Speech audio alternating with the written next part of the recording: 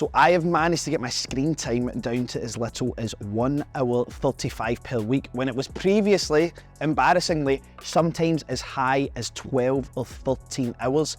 I've done this without actually losing any revenue, without losing productivity in my business. We've actually expanded our team and our productivity has increased on a personal level and on a business and team level. So how was it I was actually able to do this? Now, some of you who are watching me on here, maybe you know me from like Scotland or whatever. Most people know me because of TikTok, right? Now, I hadn't actually posted on the TikTok platform since April of this year. I previously had my largest account banned on that platform, other story for a different video. I had a lot of time invested into that platform, a lot of followers, a lot of views, I believe over 100 million on that platform in total, and it all disappeared. I also became a little bit disenfranchised with the app. It wasn't something I was enjoying posting on anymore. Didn't think it had any massive key business benefits for me. And I was going through a little bit of a change in my life and how I wanted to brand myself. So if we think about the biggest time drains that I had on social media, we've got TikTok here, we've got IG, we've got YouTube. My handwriting is terrible, by the way, so that's why I'm having to make sure I say this out loud. And what else would we have had? We would have had Facebook here. And also X, which I still call Twitter a lot of the time, but X. So TikTok, even though I wasn't producing on that, well, what was I doing? I was spending loads of time watching the app, watching short form videos. I'm not gonna lie and pretend that I'm this guy that gets up at 4:30 in the morning and meditates for 3 hours, 1,000 push-ups, 20 minutes in the cold tub, injects my bum cheek with vitamin B12, and then goes out and tackles the day at 5 at night. I was someone who enjoys watching short form videos, watch the GTA split screens. I play Call of Duty every single night. I do all of this stuff that many of your red pill, hyper masculine YouTubers that, by the way, I agree with a lot of the stuff that they say. I do stuff that they just would not agree with, and I have a reasonable degree of success in my business. Now, TikTok was a massive, massive time drain here. Like, honestly, the amount of time on this clock that kind of looks like an abstract 2D breast, weird. This was a massive time drain for me. Now, Instagram, that is a kind of more productive social media for me, so that's why I'm putting that little tick there. That's where I produce most of my content now. It's probably where I'll produce most of my content going forward. It is a platform that I'm really busy on. YouTube, we produce a lot of shorts. I have been lazy with my YouTube uploads. If you're watching this just now, guess what? I love you all so much that I actually went and hired a new video editor full-time who's just gonna be here editing my YouTube videos so I can upload more.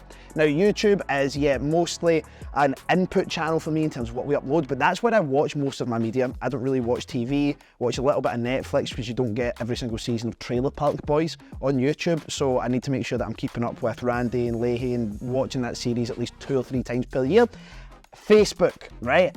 Facebook is it was kinda neither here nor there for me. Very gossipy, still keeping up with nonsense crap that people are posting from like school and stuff. So these were my big time outputs. Now I realized that the only ones here that are actually viable for me to generate revenue that I feel like I need to be on are Instagram and YouTube. So what did I do? Whilst you're watching this video, if you are enjoying it, please make sure to click the subscribe button down below. Over 80% of the people that watch our videos on YouTube here aren't actually subscribed to my channel, so it would mean a lot to me if you click that subscribe button, stick along for the ride and get a lot of great value in our business content.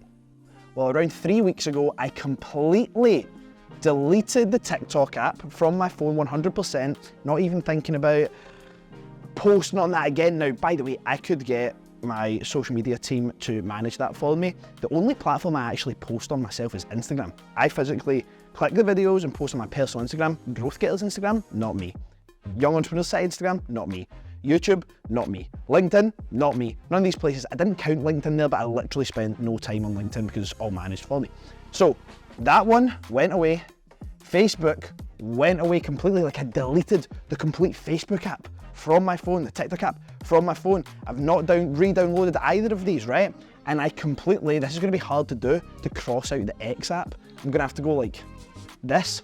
I completely took X off my phone as well. This here was purely for me to watch like St. Mirren stuff, so didn't really bother me. Now, with my brand and what it is I do, and the fact that people really, really hate educational courses, which I totally get sometimes. There are some people out there that sell some pretty terrible educational courses, and yeah, it's a problem sometimes. I like to think that what we do is really good, we provide a good level of service, but I go on any social media, I find plenty of people that dislike me, right? You get used to that over time, you don't go on and start crying and whatnot, but I was thinking I want to remain hyper-focused on the businesses I work with, the businesses that I own, that I have interests in, so why should I be spending any time reading nonsense about myself? That's one of the biggest tips I can ever give you guys. If you start getting a following, you start making a little bit of money, stop reading the comments, right? It's just distracting nonsense, and that's why I spent so much time on TikTok previously, because I had fun arguing with people, I had fun having like dialogue back and forward, but I realised it was such a massive waste of time, such a waste of time. I know I was saying I'm not this super productive person, and I'm not up at 5 AM, I'm not doing all that crazy stuff, but there's no need for me to be wasting 12 hours of screen time every day. And I should justify that to myself and say, by the way, I only spend 12 hours because my business is on social media. I need to be on Instagram, I need to be on YouTube, I need to be here, there, and everywhere.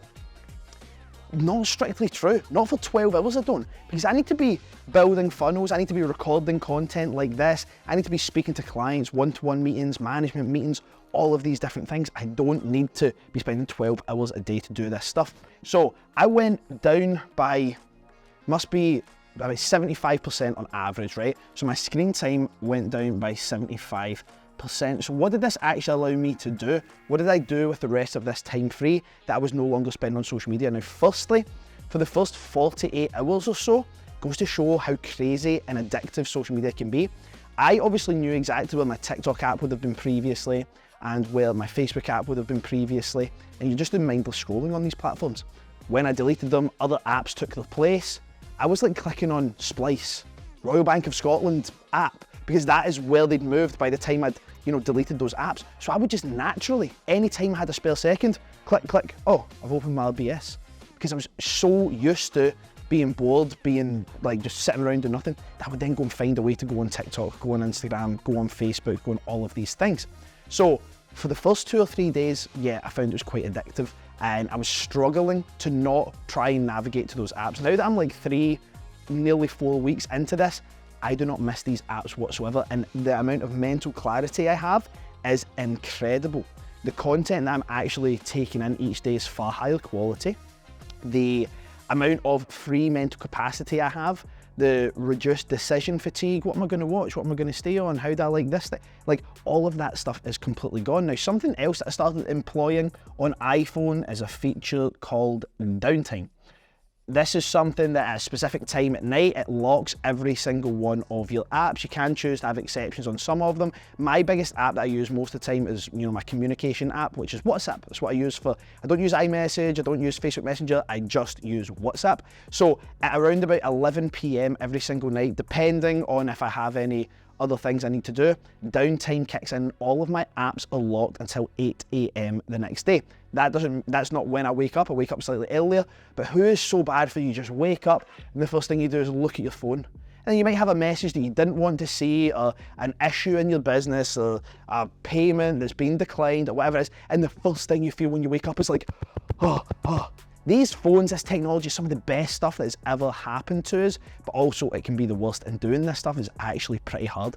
Now, our sales in terms of, just financially in the business has increased about 52% from 2 months ago to the next month when I started this. We're now on the 5th of January or something when I'm recording this. So it has been amazing because I've been a more present leader, I've been sharper, I've been able to be here with my team more, and I've personally got a lot more done. There's always more to get done in business, but this decision here is one of the best things I've ever done.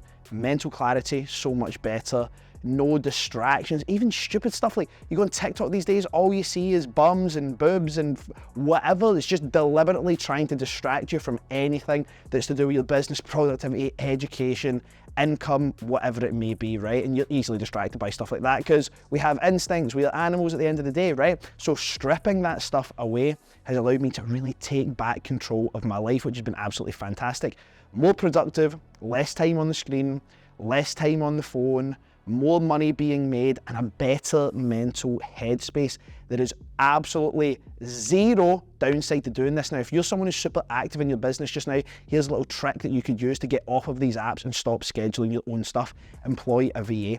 I personally have any given month between 10 and 15 different VAs that work with my business. These are virtual assistants. I use people in the Philippines who are highly qualified, extremely intelligent people that do all of my email copywriting, all of my social media, every single thing. You can get someone for as little as $100, $150 a month who just goes on and schedules your social media.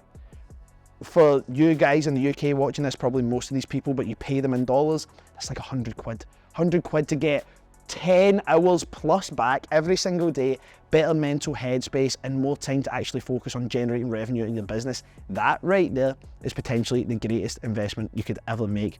Get those apps off your phone, get downtime enabled, get focused, and start creating some bigger revenue inside your business.